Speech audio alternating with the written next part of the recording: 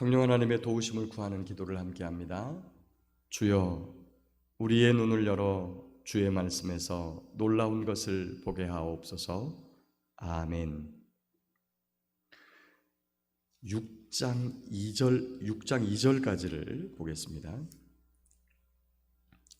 늙은이를 꾸짖지 말고 권하되 아버지에게 하듯하며 젊은이에게는 형제에게 하듯하고 늙은 여자에게는 어머니에게 하듯하며 젊은 여자에게는 온전히 깨끗함으로 자매에게 하듯하라. 참 과부인 과부를 존대하라.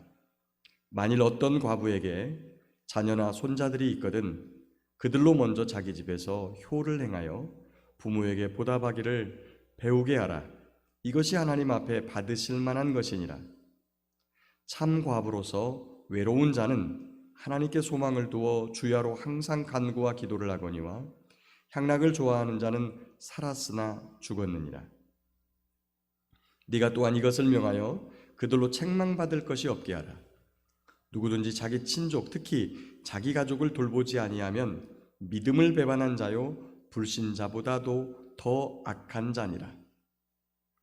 과부로 명부에 올릴 자는 나이가 60이 덜 되지 아니하고 한 남편의 아내였던 자로서 선한 행실의 증거가 있어 혹은 자녀를 양육하며 혹은 나그네를 대접하며 혹은 성도들의 발을 씻으며 혹은 환난당한 자들을 구제하며 혹은 모든 선한 일을 행한 자라야 할 것이요 젊은 과부는 올리지 말지니 이는 정욕으로 그리스도를 배반할 때에 시집가고자 함이니 처음 믿음을 저버렸으므로 정죄를 받느니라.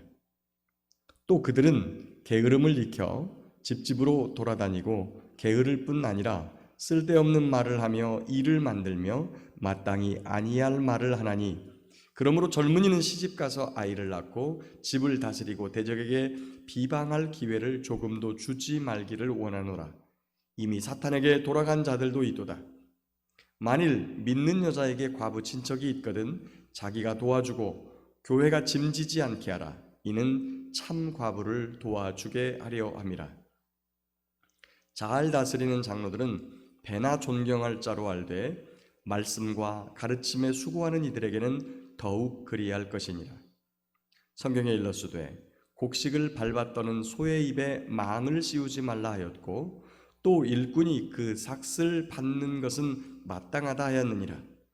장로에 대한 고발은 두세 증인이 없으면 받지 말 것이요 범죄한 자들을 모든 사람 앞에서 꾸짖어 나머지 사람들로 두려워하게 하라.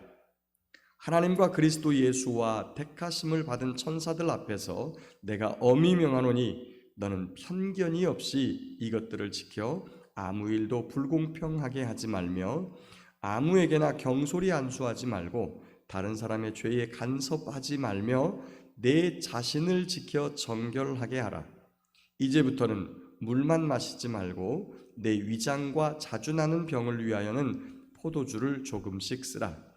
어떤 사람들의 죄는 밝히 드러나 먼저 심판에 나아가고 어떤 사람들의 죄는 그 뒤를 따르나니 이와 같이 선행도 밝히 드러나고 그렇지 아니한 것도 숨길 수 없느니라.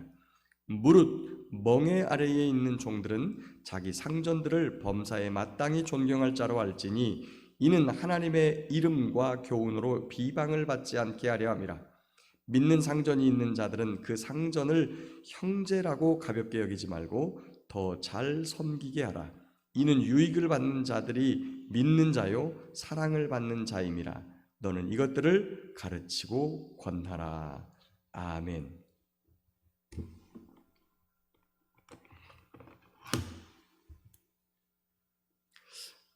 이 오늘 5장의 앞부분은 교회에 과부의 명단에 올릴 사람에 대한 어떤 기준을 잡고 있는데요. 이거는 지금은 워낙 이 국가복지제도가 잘 돼 있기 때문에 저희가 어른들 65세 이상 어른만 돼도 국가에서 노령연금을 탄다든지 그런 여러 가지 기타 복지제도가 잘 돼 있습니다. 또 젊었을 때 약간의 국민연금을 들어놓으면 또 국가에서 그것도 종신토록 지급하기 때문에 어떤 기본적인 생활은 할 수 있도록 되어 있고요. 그러면서도 자녀들이 없으면 사회복지제도가 또 돼 있어서 기초수급자나 아니면 차상위 계층, 그리고 노인 돌보미 제도, 이런 제도들이 있어가지고 여러 가지로 참 그런 부분에 있어서는 아주 좋은 복지제도가 있습니다. 이런 제도는 사실은 이제 저희가 사회복지제도 같은 경우는 사회주의 체계에서 왔어요. 민주주의와 자본주의가 좀 이렇게 하나로 묶여져 있는 경향이 있습니다. 사회발전 제도를 보면. 그런데 민주주의가 되게 좋긴 하지만 자본주의 체제를 브레이크를 잡지 않으면 이 자본주의 체제가 사람을 잡아먹습니다. 지금 저희 나라가 이 부익부 빈익빈 요 계층 간의 차이가 점점 더 벌어지죠. 이게 자본주의를 붙들어주지 않기 때문에 그래요. 그리고 돈이면 뭐든지 다 되는 세상에, 심지어 대통령 후보가 나와가지고 이 전 대통령 같은 경우에 이 주식으로 인해 가지고 불법을 저지른 이 그런 기록들이 수사선상에 잡혔었어요. 그런데 당시에 경제가 어렵다는, 사실은 지금보다도 훨씬 더 나았죠. 그 경제를 잘 잡아줄 만한 그런 대통령이라 그래가지고 온 국민이 그분을 대통령으로 이렇게 올렸습니다. 이런 선진국의 민주주의에서는 상상도 안 되는 그런 거죠. 대통령 후보가 그런 불법을 저지른 전황이 명확하게 드러났는데 대통령이 된다. 이게 사실 안 될 말인데 저희 나라는 그렇게 됐습니다. 돈이면 좀 잘 살게 해준다고 하는 거면 뭐든지 용납하는 그러한 이런, 그래서 민주주의로 갈 때 정말 이 자본주의를 잘 컨트롤해야 그 다음에 이 자본주의가 사람을 잡아먹는, 사회를 황폐하게 만들지 않는 그러한 것들이 된다는 거죠. 지금의 어떤 이런 사회복지 제도는 사회주의 체계, 거기에서 온 것이 맞습니다. 그래서 이것을 흔히 사회민주주의라고 이렇게 부르죠. 적당하게 잘 컨트롤하면서 민주주의를 시행하는 이러한 제도를 말하는 거죠. 이제 근데 이 지금 디모데전서 5장의 초반부의 이 내용은 당시에 그런 사회제도가 마련되어 있지 않아서 과부들, 아무도 돌보지 않는 사람들 같은 경우에 이 연세가 들어가지고 일도 할 수 없어서 생계 자체가 곤란해지는 이러한 부분이 있어서 이제 이런 분들을 교회에서 돌보는 부분인데, 그런 분들을 돌볼 때 어떤 기준을 가지고 돌보고, 가족들이 있거나 가까운 친척이 교회 안에 있으면 그들로 하여금 그들을 도와주게 해라, 그리고 돌보게 해라 라고 하는 기준을 두었던 거죠. 이런 부분들은 저희가 성경을 읽을 때 문자 그대로 지금도 이렇게 그렇게 할 게 아니라 이 안에 이 말씀을 주실 때의 정신들에 대한 부분은 저희가 이어받고, 이런 부분들은 우리의 일상생활 속에 그 정신을 적용하는 그러한 부분이 있어야 됩니다. 그러면 참 과부, 교회가 돌보아야 되는 사람에 대해서 이야기하고 있는 부분에 대해서 저희가 좀 생각해 볼 필요가 있죠. 첫 번째는 거기 이 과부 명단에 올릴 사람이 10절에 선한 행실의 증거가 있고 자녀를 잘 그동안에 양육했었고 나그네를 대접했었고 성도들의 발을 씻고 환난당한 자를 구제하고 모든 선한 일을 행한 자라야 올릴 것이다. 젊은 사람은 올리지 말아라. 젊은 사람은 아직 일할 수 있기 때문에 도움을 주면 오히려 더 힘들어질 수 있다라고 하는 것이죠. 그런 부분들은 저와 여러분들이 정말 잘 해야 돼요. 왜 그러냐면 일하지 않고 남의 도움을 자꾸 받는 것들에 대해서 익숙해져 있는 사람들, 이런 사람들을 구분을 해야 된다는 것이죠. 그런 사람들과 환난을 당해가지고 위기 가운데 있는 이런 부분에 대해서 저와 여러분들이 잘 구분을 해서 이것들을 도와야 된다라고 하는 부분입니다.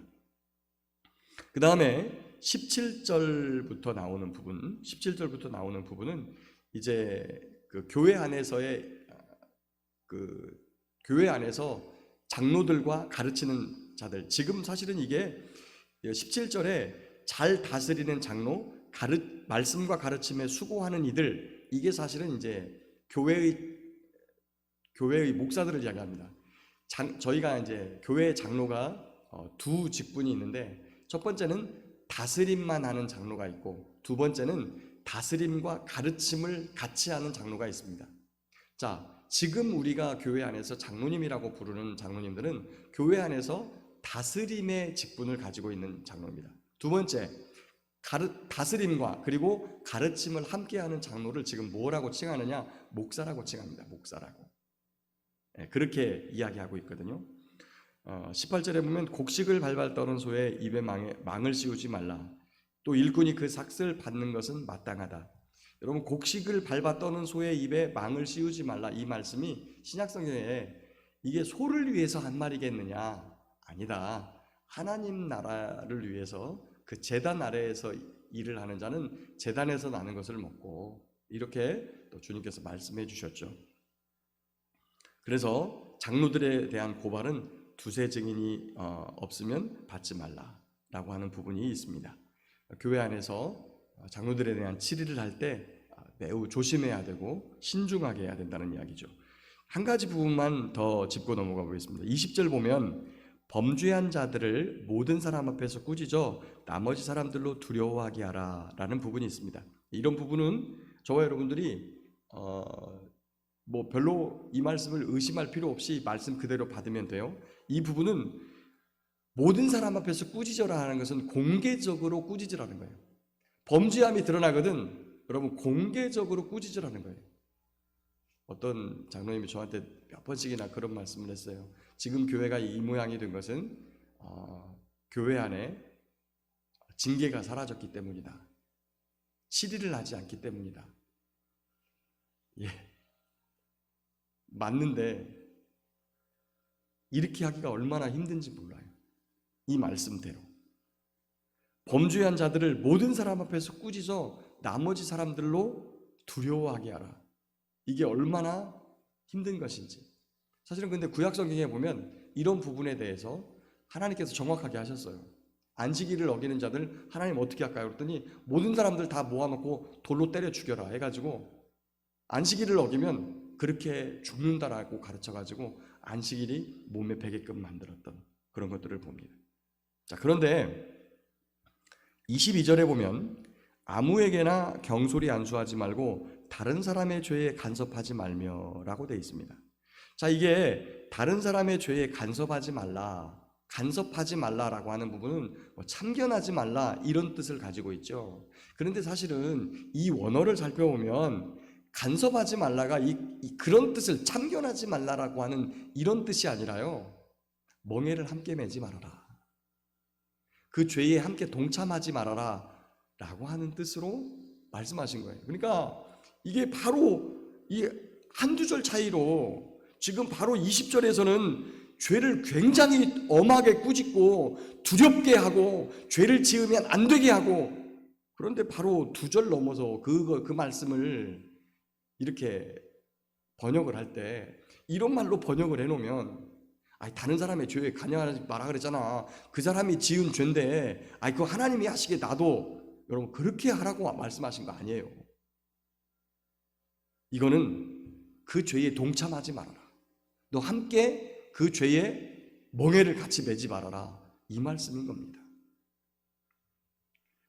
그리고 이 디모데가 아마도 이 위장병이 좀 있었던 것 같은데 그것을 위해서 포도주를 약으로 써라.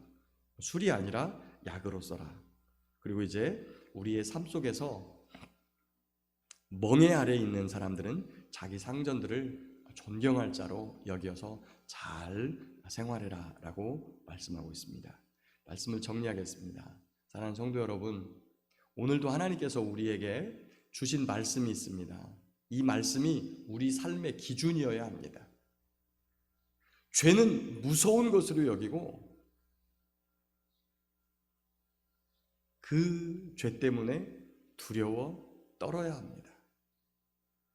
그 죄를 엄하게 다스리는 하나님을 두려움으로 경외해야 합니다. 또 교회가 지혜롭게 행하여서 이 땅에서 잘 도와야 될 사람과 그렇지 않은 사람들을 잘 구별해야 합니다. 그래서 공평하게 해야 서로에게 불편함이 없이 생활할 수 있죠. 오늘도 우리 교회가, 특별히 우리 대덕교회가 이렇게 하나님의 말씀에 기준되어서 가는 삶, 또 공평하게 가는 그러한 삶이 되어서 온 성도들이 믿음 안에서 하나, 말씀 안에서 하나, 성령 안에서 하나 된 아름답고 복된 삶으로 나아갈 수 있기를 예수님의 이름으로 축복합니다.